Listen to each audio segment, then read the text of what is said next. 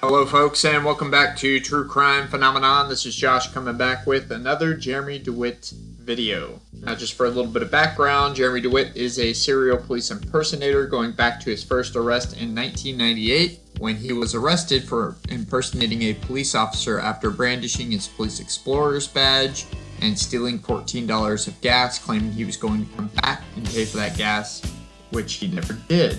Now, this interview stems from his arrest on March 23rd, 2021, which led to Sergeant Vidler getting fired and Corporal Ramsey's suspension. Really a deep background to this story. Jeremy's often claiming that, hey, I've been doing business for 10 years and had no problems, no issues, and then all of a sudden this happens. I'll go ahead and insert a clip here now of him claiming that. We've been doing it for almost 10 years now. Contrary to what the gentlemen say, we've had zero accidents. My people have never had my men have had accidents because we've been hit by people. Okay. So my processions have never been hit. This interview takes place between Sergeant Justin Wall and Captain Sandy Carpenter on May 19th of 2021 at 9:05 a.m. Captain Carpenter has been out on leave since February of 2021. Captain Carpenter gave the order to Sergeant Vidler to investigate Metro State after witnessing an illegal escort. Captain Carpenter also gave the order to wrap up the investigation and send it over to the state's attorney. Now, where we left off in the previous video was Captain Carpenter ordering Sergeant Vidler to investigate Metro State. He tries to say it was basically a green light, quote unquote, to arrest for crimes committed in front of them. But if you kind of rewind back, he sounds kind of a little angry of what was occurring with Metro State. His explanation just doesn't sound logical.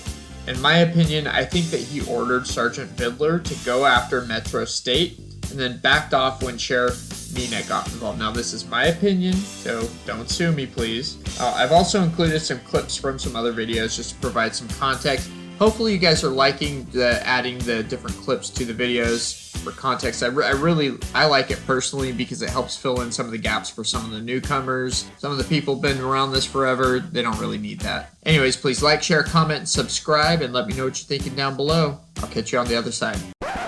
So you gave a directive to Sergeant Vidler. Yes. If you run across and you see them. You run across them, look at this group, we need to deal with them because they are doing illegal activity.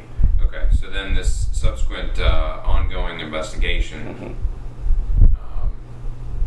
initiated. Yes. And so would it be fair to say that Sergeant Vidler was sort of the lead in that investigation? Yes, he was the expert, and he schooled me, even as a captain, because you move from spot to spot. He schooled me on what Florida state statute said about funeral escorts, and confirmed for me that they were in violation of Florida state statute. Okay. So during that investigation, were you ever made aware of Sergeant Vidler contacting insurance companies, private insurance companies? He reached out to the state. He reached out to a state investigator who said that he was in violation because he didn't have insurance and because he did not have workers' comp. Okay. That snowballed into having to reach out to other insurance companies to prove whether in fact he had insurance as a commercial carrier or were his vehicles just insured. Okay, is that common practice in the motor unit? It's not, well, one of the things that we did look at is the fact that the motors unit back then, we weren't actively working some of the things that we needed to be working, like the racer detail, the group that comes to town that does large-scale motorcycle events during the day where they take over. You probably remember the one that went through Edgewood where they pulled a woman out of her car. Okay. Those types of things were assigned to us, and I was told we need to investigate those things more. The motor section doesn't do a lot of investigation. Okay. So you were told that those needed to be investigated? Yes. Who told you that? Major Anzueto. When I first came in, he asked me why we didn't do more investigations. Okay. And he suggested that you guys should do more investigations, or he suggested that we needed to up our game. We needed to do more than just go out and write traffic tickets and do school crossings, Okay. which was, to Major Ann's Wato's defense, our stats were low. We didn't really, we weren't producing the numbers that we could have been producing because of a lot of different factors. Just like with the DUI squad, when you got Uber and Lyft, DUI numbers went way, way down. Didn't mean my guys weren't working. Simply meant people were getting rides home for free. Okay. So as a practice in the motor unit, it's not actually a common practice to contact insurance companies. Is that what I'm getting? But that It wouldn't be a common practice, except for the fact at some point you'd have to ask Keith which one came first, the chicken or the egg. But it would be once you talk to that insurance investigator who said, hey, he has to have commercial insurance, he has to have this rider, he has to have this policy, and it can't be for him individually. It has to be for a commercial company through a registered corporation. Okay. Were you ever aware of Sergeant Bidler contacting private businesses that are clients of Mr. Dewitte's companies? So Mr. Dewitte has funeral escort companies that he works with and tow truck companies. Were you ever aware of Sergeant Bidler contacting those companies in regards to, and with the intention of not disrupting his business? Not tow truck companies and not to disrupt the business, but he did in fact meet with, he met with two things. He met with one, funeral homes to find out if they were insured so that there was something to protect the citizen, because we had allegations and we had evidence from a Winter Park case that his agency, his business, was involved in some vehicle accidents. And we were trying to determine, Sergeant Bidler was trying to determine whether in fact they had umbrella policies that would cover Mr. DeWitte's behavior because they hired Mr. DeWitte. If you follow what I'm saying. Do you know what funeral home that was? I want to say Dignity or Woodlawn is the one that jumps out at me. Okay. The other side of that was funeral homes and security companies. We reached out to, Sergeant Bidler was directed to reach out to Curtis Protective Services. Because I explained to Sergeant Bidler, I said, look, I've received 2 complaints on Curtis. So I don't want Jeremy DeWitte to feel like he's the only service in town that is looked at when they violate Florida state statute. You need to contact Mr. Curtis, because I've been called twice now about, and in one case it was in the city of Orlando, them taking over a one-way street to go to a church that was right behind OPD headquarters. Okay. And that was unrelated to Mr. DeWitte's business. That was exactly another investigation. That is Curtis Protective Services, and we met with the man that's named, they call him Chief, that owns the company. Okay. So some of these things that I'm mentioning, and you kind of alluded to it, so I just want to go back to it. The fact that it could be perceived that because Sergeant Bidler and Corporal Ramsey were interacting with Mr. DeWitte, one could perceive that they were being targeted, or that this was somehow personal. Right. Do you know of any ill will from Sergeant Bidler or Corporal Ramsey towards None State or Mr. DeWitte? None whatsoever. And if you look at some of the videos that I had to review, you do hear a mentoring from Sergeant Bidler in the very beginning stages of this thing. We've had these discussions before, right? Of course. And what you can and cannot do in an escort, correct? Yes, Corporal. Okay. So we do have issue with that. Nothing negative per se. Just, we've written you some tickets for it, and Which have been overruled. You've gone to court. You've lost some. You've We only lost one. I will tell you. I'll tell you, you've lost more than that. But you've lost some. You've won more. And a lot of that's because, like, if we issued a ticket for a light, we gave you multiple tickets for lights, and so they would dismiss those maybe. But we've had the discussion on the Florida state statute on what you are entitled to do as an escort, correct? There's no confusion about that. We've had that discussion, right? Yes and no. But okay, I'm listening. Go ahead. Okay. We have, and as a matter of fact, you probably still have the body cam. I mean, I have a copy because you provided it. You mean where we were on the side of the road for 2 hours? Yes. Yes. Yeah, remember that? Of course. And you provided me with the statute on escorts and how it runs. And Correct. we had a long debate about that, right? Yes. And so I basically told you, this is what you can and cannot do, right? Correct. That's on video. Your video that you provided. Of course, Corporal. Okay, I just want to make sure. So, during that time, I was very clear on telling you what you can and can't do as far as leading, leapfrogging, holding intersections, taking intersections, and directing traffic from there. Correct? We had that discussion, correct? Yes, Corporal, we have, Okay. but go ahead, I'm sorry, go ahead. That's all I needed, a yes or no. We had that discussion. Sure. I just want to make sure that today when we leave, you understand that this conversation has happened before and it is happening again. You know you cannot enter an intersection and direct traffic. Of course. Okay. That also means you cannot direct people out of a I totally funeral agree escort. with you. But Out of a funeral, out of my escort? you cannot direct people out of a funeral escort. Okay. So the only thing you can do is lead. What I'm going to do is I'm going to read the state statute, and this is the 2019 Roger, state sorry. statute. Basically, the under Section 1 of 316, 1974, it gives the definitions. One, it gives a definition of a funeral director, funeral establishment.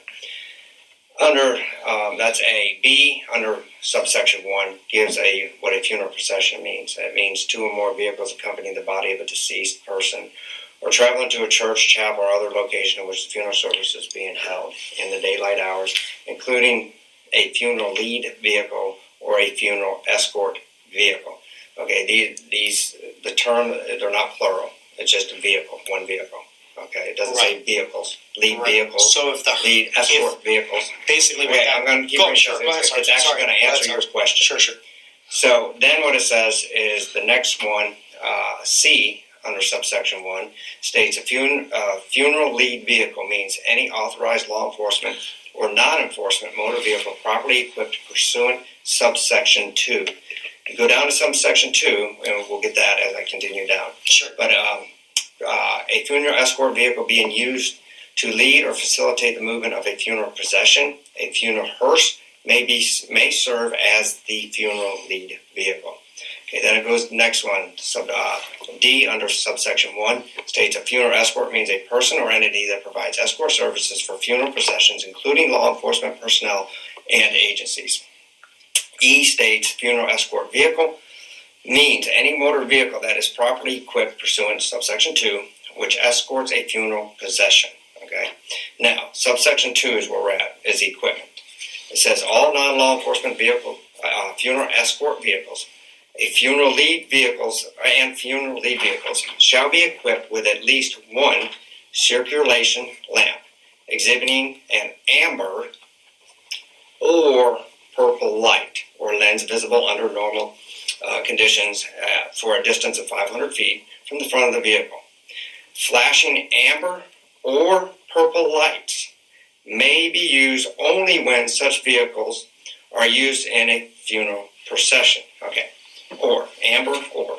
It doesn't say amber and purple. It says amber or. Okay. Any law enforcement funeral escort vehicle may be equipped with red, blue, or amber flashing lights. Okay.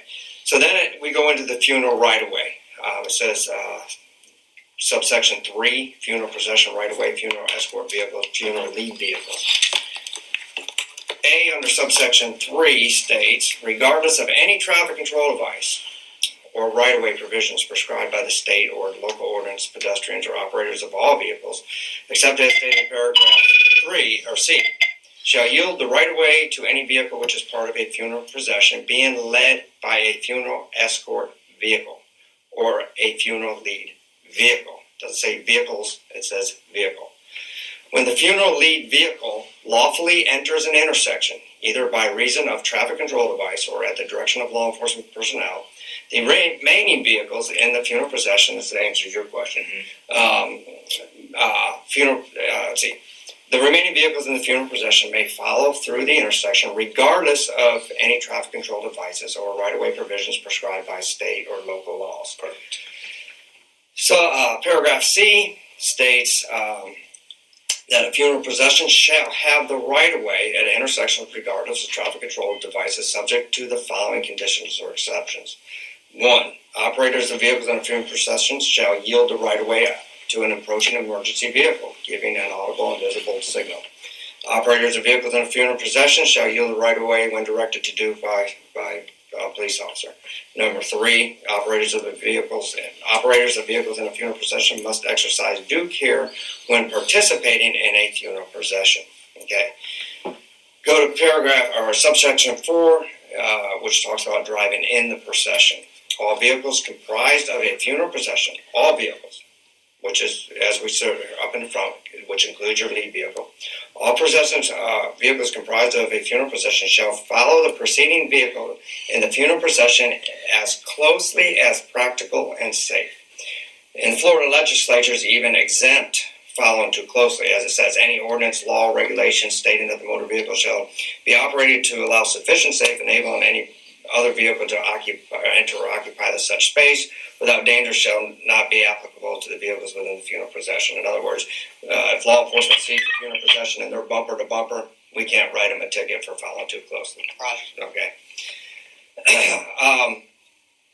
Each vehicle, which is part of a funeral procession, shall have its headlights, either high or low beams, and taillights lighted, and may also use flashing hazards if the vehicle is so equipped. Okay. Now, the second part of the subsection 5 goes into all the liability parts of the funeral escort. So basically what it's saying is that the funeral director gives you the authority to do an escort under this state statute. Correct. And that's it. That's the only authority you have is when you're working under the direction of a funeral home director. Totally agree with And it states in there that when there's negligence on part of an agent, which you would be, or the funeral home, that then the funeral home is liable. Right. Okay. I don't think we need to read the liability stuff, but that's the gist of it, basically. Outside of anything else, if an accident occurs during a funeral procession, they can't go after the funeral home. Correct. Okay. To explain to Jeremy how to handle a funeral escort by statute and what he can do and he can't do. And they had those conversations on 2 or 3 different videos, and I'm like, okay, we have to keep telling the same individual repeatedly how to do it lawfully. Then one of his employees provided us with a video where he basically said he knows what he's doing is illegal, but this is how they're going to do it to get around the law or get around the statute, which was kind of like the icing on the cake when you're trying to put a case together and you keep telling the same individual over and over and over again what the definition of Florida state statute is, and he keeps going outside Florida state statute. Okay. And just to be clear, you know about these things because did Sergeant Bidler keep you updated on a regular basis? He was directed at one point that if you deal with Jeremy Dewitte, you will make sure that I'm in the know and that I know what's going on, because it was becoming a little obvious to me that they were not going to the lieutenant with everything that they should have taken to the lieutenant. There were too many gaps. So at one point I said, When you say lieutenant, you mean? The motorist lieutenant. Yeah, I've been gone since February. I can't believe that. Cal Wacker. They weren't keeping Cal up to speed on everything that he needed to be up to speed on, and I said, from now on, you talk to Jeremy Dewitte about violation of Florida state statute, you call me. Okay. And so that kind of brings me to my next question. Did you give any orders? Well, I think we established that you did give orders regarding the dealing with Metro State and Mr. Dewitte. So did you ever give any orders to stop conducting a criminal investigation into Metro State? They were advised to wrap up an investigation and get it to the state attorney, get the charges filed, and let's get him arrested. When was that? I can't give you the date. It was a good year and a half ago. I mean, it was. And there's an email out there that says you directed us to close or stop or something the investigation that Jeremy Dewitte posted on his webpage, and that that came from either Vidler or Ramsey, and that's not a factual. They were not ordered to stop an investigation. They were ordered to finish their investigation, get it to the state attorney, and let the state attorney file charges if he was going to, Okay. because we weren't getting follow-up. Did you, were you aware if that actually took place? Did they conclude their Yes, investigation? they concluded the investigation. Did you give any? Were there any standing orders after that regarding Metro State? Just to contact me if they came in contact with Mr. Dewitte for any reason that I needed to know what was going on, so I could keep whoever my major was at the time. I could make sure the major was aware of it and nobody got blindsided, because Mr. Dewitte would make allegations that were sometimes substantial about law enforcement. Okay. And so those orders that you gave, did those come from someone else? They really come from somebody else, but Major Anzueto and myself talked, and I said in the future, when Major Anzueto and I first met, I said to him, my job, I see my job as a captain as making sure you don't get blindsided. I will bombard you with emails or call you about events that occur so that when you sit down at the table on Monday or Friday, you know what's going on. Period. Okay. When it came to Mr. Dewitte, I doubly ensured that anything that we had involvement with Jeremy Dewitte, I could make sure the lieutenant or the major was aware of, so he didn't get blindsided. Okay. So I just want to be clear. So the orders after they were ordered to conclude their investigation, the orders after that, were there any orders to not have any interaction with Metro State after that? No, to the contrary, they were told, if you see, don't go out looking for Jeremy Dewitte. We have other cases we have to work. We have other things that we have to focus on. Okay. We have presidential visits. We have vaccine sites. We have it all.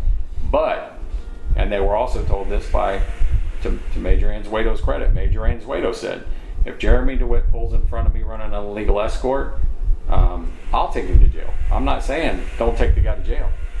Major Anzueto never said that. He said, if you see him doing an escort, Okay. and they block an intersection right in front of you, take him to jail. So if you see him violating any state statutes, you can take action. Yes. But don't seek him to the conclusion. Don't seek him out.